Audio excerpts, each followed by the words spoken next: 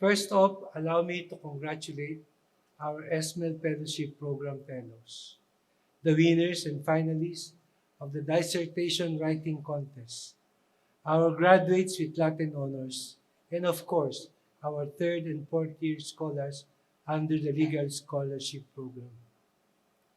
I have been able to attend FLP's annual award ceremony twice before, and I remember that on both occasions, the event had to be held via Zoom.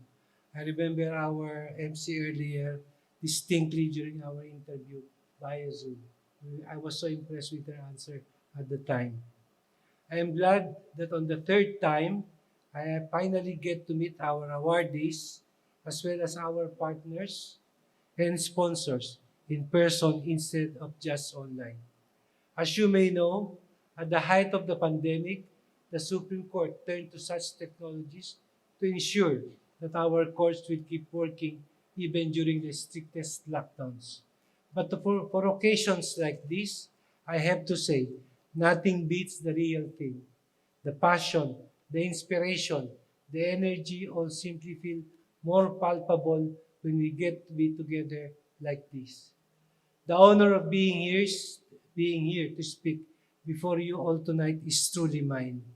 We in the judiciary are happy to see the brightest and most passionate young legal and entrepreneurial minds of our nation are committed to and eager to work towards the common vision of bringing us all here. The vision of a country that safeguards the liberty of its people and nurtures the prosperity under the rule of law. This vision is premised on an understanding that contrary to misconceptions, the curtailment of liberty is not the price of prosperity. Instead of being separate or even mutually exclusive goals, they are symbiotic.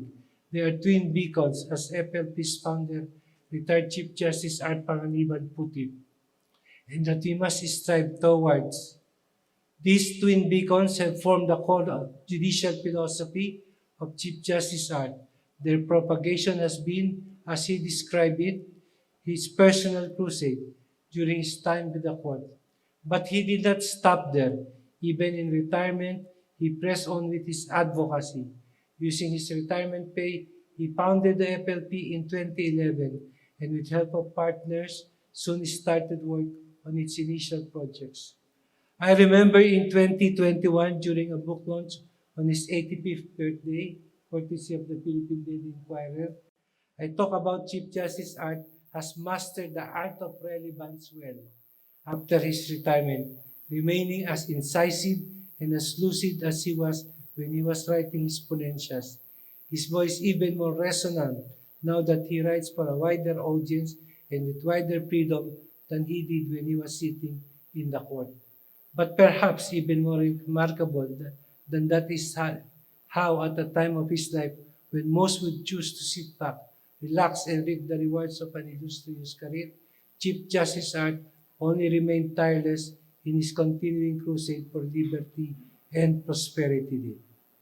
Today, he continues to inspire us and remind us that justice and jobs, freedom and food, ethics and economics, democracy and development, all these must go together, for one is useless without the other. The question we are faced with then is not the choice of one against the other, but instead of how hard we are willing to work in pursuit of both.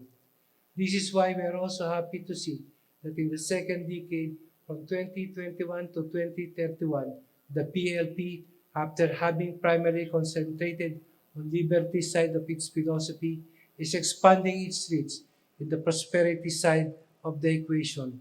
Part of this, I understand, is the ESMEL Fellowship we awarded tonight.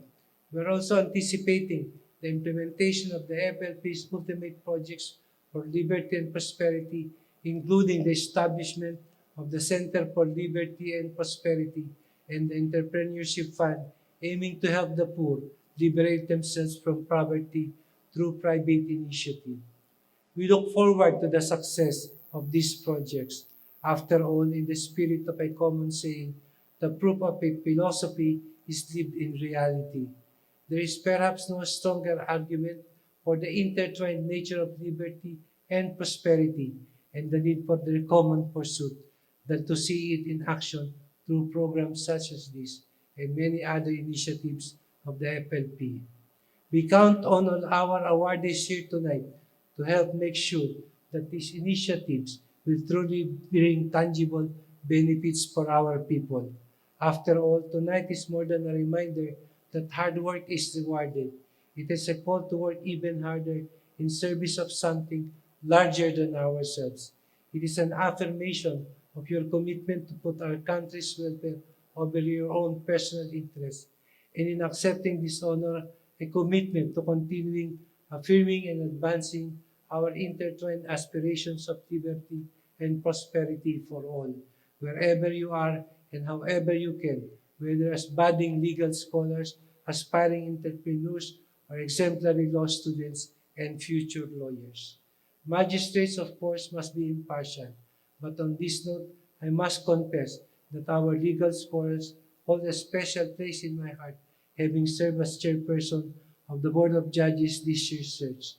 Let me tell you, choosing from so many outstanding students from the best law schools across the country was no easy task, but I was truly fortunate to share the burden with this endeavor with the members of the board, whom I wholeheartedly thank. Former Secretary of Education, Dr. Alberto de Jesus, Tanyan Key Foundation Head of Corporate Communication, Ms. Evelyn Doris Abao, Philippine Association of Law Schools Chairperson, Dean Solida Benquito Mawis, FLP Corporate Secretary, Attorney Joel Emerson Gregorio. As they would tell you, the competition was tough. As in past years, the selection process was difficult, but it was always clear to us what kind of scholars we were looking for. We gauge not just what prospective scholars have achieved, but what greater heights they can reach. We look for more than intelligence and academic excellence. While important in their own, this to be meaningful must also come with an ability to see far beyond the particulars of a given case and understand how decisions impact not just on the parties involved, but our country and its trajectory as well. We look for character integrity, for courage, rectitude, and fortitude, for honesty, incorruptibility, and fidelity to the highest standards of ethics and morality. We look in short for students who understand what it means and what it takes to safeguard our rights and liberties to guarantee our country's prosperity. But it also goes beyond serving as chair of your board of judges. You hold a special place in my heart because you are our next generation of legal minds. You are the future of our profession. In a few short years, you will become full-fledged practitioners. Down the line, some of you may even decide to join the bench, and the judiciary plays such an important role in turning this shared vision of ours into tangible reality. Perhaps it works in safeguarding liberty is more pronounced, but equally important is its role in enabling countries' progress. While seemingly more passive, the judiciary, through its decision, is just as responsible as the executive and legislative branches of government for the development of our country. As I have said before, by striking a consistent balance between individual rights and freedoms and legitimate government interests, we create a stable environment for economic growth. And when we nurture sustainable and inclusive growth, we widen the realization of rights and strengthen their protection. The Supreme Court and the entire judiciary remain steadfast in our commitment to perform this task as the best we can in accord with our Constitution mandate and our laws. We also eagerly look forward to what you and all awardees will contribute in your own ways to this endeavor. Remember, all these at times might sound abstract and academic, but nothing can be further from truth. When we talk of liberty and prosperity, we talk of food on the table, of children being able to go to school, of enterprise being allowed to flourish and uplift others with it, of Filipinos from all walks of life being able to live in security and with dignity. Seen this way, the stakes are undeniably high and the work undeniably daunting. But have no fear, for it is work you will not have to do, alone.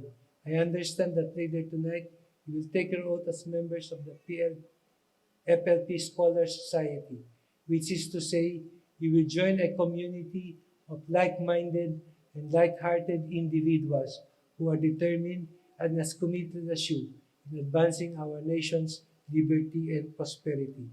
In doing so, I hope you find a deeper fount of strength and inspiration and a wider avenue for collaboration towards the aspirations and ideals that brought you together.